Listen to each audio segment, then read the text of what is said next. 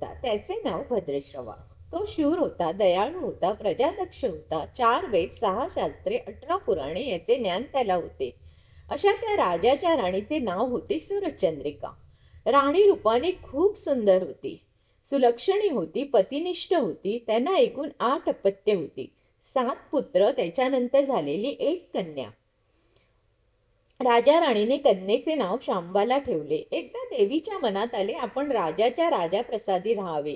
त्याने राजा आणखी प्रजा सुखी होईल, प्रजेला तो आणखी सुख देईल. गरिबाकडे राहिले तर सगळ्या संपत्तीचा तो एकटाच उपयोग घेईल. म्हणून देवीने एका म्हातारीचे रूप घेतले, फाटकी वस्त्रे घातली, आधारासाठी एक काठी घेतली आणि काठी टेकत टेकत ती राणीच्या महालाच्या दाराशी आली. तिला पाहताच एक दासी पुढे आली. तिने विचारले, कोण ग बाई तू? कुठून आलीस? काय काम काढलंय? तुझं नाव काय? गाव काय? काय हवंय तुला? म्हातारीचे रूप घेतलेली श्री महालक्ष्मी म्हणाली, माझं नाव कमलाबाई, द्वारकेला राहते मी. तुझ्या राणीला भेटायला आले. कुठे आहे ती? दासी म्हणाली, राणीसाहेब महालात आहेत. त्यांना सांगायला गेले तर त्या माझ्यावरच रागवतील. तुला त्या कशा भेटतील?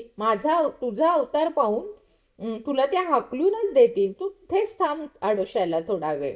तो म्हातारीला राग आला. ती संतापून म्हणाली, तुझी राणी गेल्या जन्मी एका वैश्याची पत्नी होती. तो वैश्य फार गरीब होता. त्यावरून त्या दोघांची नेहमी भांडणे होत. नवरा तिला मारहाण करीत. या त्रासाला कंटाळून एक दिवस ती घर सोडून गेली आणि जंगलात उपाशी तपाशी भटकू लागली. तिची ती अवस्था पाहून मला तिची दया आली. मी तिला ऐश्वर्य, सुख आणि संपत्ती देणाऱ्या महालक्ष्मी व्रताची माहिती सांगितली. त्याप्रमाणे तिने ते व्रत केले. तिच्या व्रताने महालक्ष्मी प्रसन्न झाली. तिचे दारिद्र्य संपले. तिचे घर संपत्ती समृद्धीने भरले. तिच्या जीवनात आनंद भरला. मृत्यूनंतर लक्ष्मी व्रत केल्यामुळे ते दोघेही पती पत्नी लक्ष्मी लोकात वैभवात राहिली.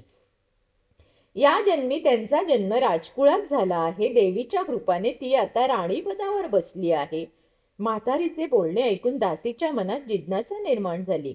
तिने म्हातारीला पाणी दिले, नमस्कार केला आणि म्हणाली, मला सांगाल ते व्रत मी करीन ते नेमाने. उठणार नाही, मातणार नाही, घेतला वसा टाकणार नाही. म्हातारीने दासीला लक्ष्मी व्रताची माहिती सांगितली. मग ती उठली, काठी टेकीत टेकीत निघणार. एवढ्यात राणी महालातून बाहेर आली. फाटक्या वस्त्रातील म्हातारीला पाहताच ती संतापली आणि उर्मटपणे म्हणाली, कोण ग तू थेरडे? इथे कशाला आली? जा इथून. तिने पुढे होऊन म्हातारीला घालून दिले. ती म्हातारी म्हणजे प्रत्यक्ष महालक्ष्मी होती. हे राणीला कळले नाही. राणीचा तो उर्मटपणा पाहून महालक्ष्मीने तिथे न थांबता स्वस्थानी जाण्याचे ठरवले. राणीचा महाल सोडून म्हातारी निघणार तोच एक मुलगी लगबगीने बाहेर आली. ती मुलगी होती राजकन्या श्यामबाला. तिने येऊन म्हातारीला नमस्कार केला. ती कळवळून म्हणाली, आजी रागावू नका. माझी आई चुकली. तिच्यासाठी मला क्षमा करा. मी तुमच्या पाया पडते. राजकन्याचे ते बोलणे ऐकून श्री महालक्ष्मीला तिची दया आली. तिने श्यामबालाला लक्ष्मी व्रताची माहिती सांगितली. तो दिवस मार्गशीर्ष महिन्यातला पहिला गुरुवार होता. पुढे त्या दासीने लक्ष्मी व्रत केले.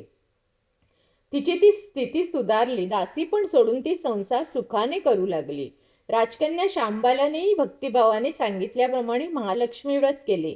सगळे नेमधर्म पाळून दर गुरुवारी तिने ते व्रत केले. शेवटच्या गुरुवारी उद्यापन केले. लवकरच शांबालाचा विवाह सिद्धेश्वर नावाच्या राजाच्या मालाधर नावाच्या राजपुत्राशी झाला. तिला राजवैभव मिळाले. लक्ष्मी व्रताच्या प्रभावाने तिचा संसार सुखासमाधानाचा चालू झाला. पण इकडे भद्रश्रवा व राणी चंद्रिकांना हळूहळू वाईट दिवस यायला लागले. त्यांचे राज्य गेले, सगळे वैभव ऐश्वर्य गेले. चंद्रिका राणी होती ती स्थिती आता बदलली. अन्न पाण्यालाही ते महाग झाले. भद्रश्रवाला फार वाईट वाटलं. तो तरी काय करणार? एक एक दिवस चिंतेने उगवत होता तसा मावळत होता. एक दिवस भद्रश्रवाला वाटले मुलीकडे जावे, तिला पाहावे आणि 4-8 दिवस तिच्याकडे राहावे. त्याप्रमाणे तो जावयाच्या राज्यात आला. चालून चालून तो खूप दमला होता. म्हणून थोडा वेळ विश्रांती घेण्यासाठी एका नदीच्या काठी बसला. राणीची दासी नदीवर येत होती. तिने भद्रश्रवाला ओळखलं. दासी धावत धावत महालात गेली. राजाला बातमी सांगितली. शांबालालाही ते समजले. शांबाला आणि मालाधरने रथ पाठवून भद्रश्रवाला मोठ्या मानसन्मानाने राजवाड्यात आणले. त्याचा आदर सत्कार केला. काही दिवस जावयाचा आणि मुलीचा पाहुणचार घेत भद्रश्रवा राजवाड्यात राहिला. आता परत जायचे विचार त्याच्या मनात घोळू लागले. जावयाला त्याने तसे सांगितले. जावयाने पण संमती दिली. भद्रशिव परत जायला निघाला तेव्हा शांबाल्याने एक हंडा भरून धन पित्याला दिले. तो हंडा घेऊन भद्रशिवा घरी गेला. मुलीने धनाने भरलेला हंडा दिला हे पाहून सूरजचंद्रिकेचा आनंद आनंद गगनात मावेना. घाईघाईने तिने हंड्यावरचे झाकण काढले. आत पाहते तर काय, हंड्यात धन नव्हतेच, होते फक्त कोळसे. महालक्ष्मीच्या अवकृपेने हंड्यातल्या धनाचे कोळसे झाले होते. चंद्रिकेने कपाळावर हात मारून घेतला. भद्रशिवा हा चमत्कार पाहून चकित झाला होता. दुःखाचे दिवस संपत होते, दारिद्र्याचे भोग सुटत नव्हते. सूरजचंद्रिकेला एक एक दिवस काढताना जीव मेटाकुटीला येत होता. एक दिवस सूरजचंद्रिकेच्या मनातही लेकीला भेटायची इच्छा निर्माण झाली. त्याप्रमाणे ती लेकीच्या घरी जाण्यासाठी निघाली. तो दिवस मार्गशीर्ष महिन्यातला शेवटचा गुरुवार होता. सूरजचंद्रिका लेकीच्या घरी पोचली तेव्हा शांबाला व्रताचे उद्यापन करीत होती. शांबालाने आईकडूनही महालक्ष्मी व्रत करवून घेतले. 4 दिवस मुलीकडे राहून सूरजचंद्रिका परत आपल्या गावी आली. लक्ष्मी व्रत केल्यामुळे काही दिवसातच त्यांचे पूर्वीचे वैभवही परत मिळाले. राज्यप्राप्ती झाली. पुढे काही दिवसांनी आई वडिलांना भेटण्यासाठी म्हणून शांबाला माहेरी आली. पण बाप भेटायला गेला असताना त्याला शांबाल्याने कोळसा भरलेला हंडा तर दिलाच होता, पण आपल्याला मात्र काहीच दिलं नाही हा राग राणीच्या मनात होता. त्यामुळे शांबालाचे व्हावे तसे स्वागत कुणी केले नाही.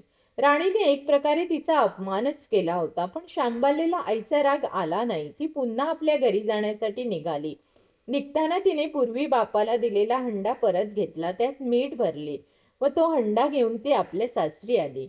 स्वगृही आल्यावर मालाधरने शांबालाला विचारले, माहेरून काय आणलं? शांबालाने बरोबर आणलेल्या हंड्याकडे बोट दाखवले. मालाधरने झाकण उघडून पाहिले तर हंड्यात मिठाचे कडे. मालाधरने चकित होऊन म्हणाले, हे काय, या मिठाचा काय उपयोग? शांबाला म्हणाली, थोडं थांबा म्हणजे कळेल. त्या दिवशी शांबालाने कुठल्याच पदार्थात मीठ घातले नाही. सगळेच पदार्थ अळणी. मालाधार जेवायला बसल्यावर तिने त्याला सगळे पदार्थ वाढले. सगळे जेवण त्याला अळणी लागले. मग शांबालाने पानात थोडे मीठ वाढले. अन्न पदार्थात ते मिसळतात बेचव अन्नाला चव आली. हा मिठाचा उपयोग शांबाला पतीला म्हणाली आणि मालाधारलाही तिचे म्हणणे पटले. थोडक्यात म्हणजे जे कुणी महालक्ष्मीचे व्रत श्रद्धेने आणि मनोभावे करतील त्यांना महालक्ष्मी प्रसन्न होऊन त्यांच्यावर तिची कृपा होईल. पण श्रीमंती आल्यावर सुद्धा माणसाने उतू नये. नित्य नेमाने श्री महालक्ष्मी व्रत करावे, देवीचे मनन चिंतन करावे, म्हणजे देवी सदैव तुमच्या पाठीशी उभी राहील, तुमची मनोकामना पूर्ण होईल. श्री महालक्ष्मीची ही कथा कहाणी गुरुवारची सफळ संपूर्ण. तर अशा प्रकारे मी तुम्हाला ही गोष्ट सांगितली आणि मी रोज आता अशी येणार आहे आणि तुम्हाला गोष्टी सांगणार आहे. तर प्लीज माझ्या चॅनलवर नवीन असाल तर मला लाईक, शेअर, सबस्क्राईब करायला विसरू नका. आणि माझे 2 चॅनल आहे, @troop@986 अँड @jyot@689. तर ह्या दोन्ही चॅनलला तुम्ही जरूर भेट द्या. लाईक, शेअर, सबस्क्राईब करा, हाईप करा, कमेंट्स करा आणि मजेत राहा, आनंदात राहा. चला बाय. बघा आपलं अगदी सेशन म्हणजे फक्त 10 मिनिटाचं पण नाही झालं. बाय.